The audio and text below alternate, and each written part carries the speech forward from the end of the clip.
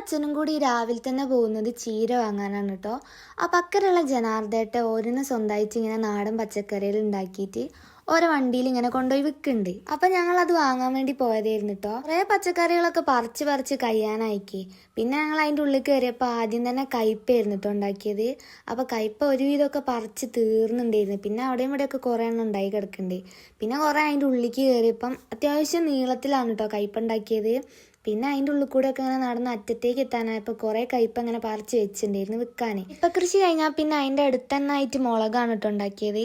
മുളകും ഇങ്ങനെ അത്യാവശ്യം ദൂരത്തിൽ കുറേ മുളകുകൾ വെച്ചിട്ടുണ്ടായിരുന്നു. പിന്നെ അത് കഴിഞ്ഞ് അതിൻ്റെ അടുത്തായിട്ട് കക്കിരി ഉണ്ടാക്കിയിട്ടുണ്ട് കേട്ടോ. അപ്പോൾ കക്കിരി ഉണ്ടാക്കിയ കാണാൻ തന്നെ നല്ല ഭംഗിയുണ്ടായിരുന്നു. രണ്ട് സൈഡിലും നീളത്തിൽ സെൻട്രൽ കൂടെ ഒരു ഗ്യാപ്പൊക്കെ വിട്ടിട്ട് നല്ല ഭംഗിയുണ്ടായിരുന്നു കേട്ടോ കാണാൻ.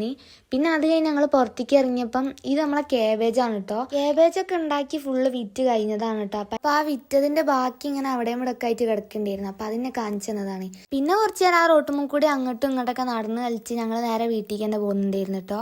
അപ്പം ഞങ്ങൾ ചീരയായിരുന്നല്ലോ വാങ്ങിയത്. ഇനിയിപ്പോൾ വാഗയാടുള്ള ആർക്കെങ്കിലും നാടൻ പച്ചക്കറിയൊക്കെ വേണമെന്നുണ്ടെങ്കിൽ നമ്മളെ കോവിലകന്തായ പാലത്തിൻ്റെ അടുത്ത് തുരുത്തിയാട് സ്കൂളിൻ്റെ ഫ്രണ്ടിലാണ് കേട്ടോ പച്ചക്കറി ഉണ്ടാക്കിയത്.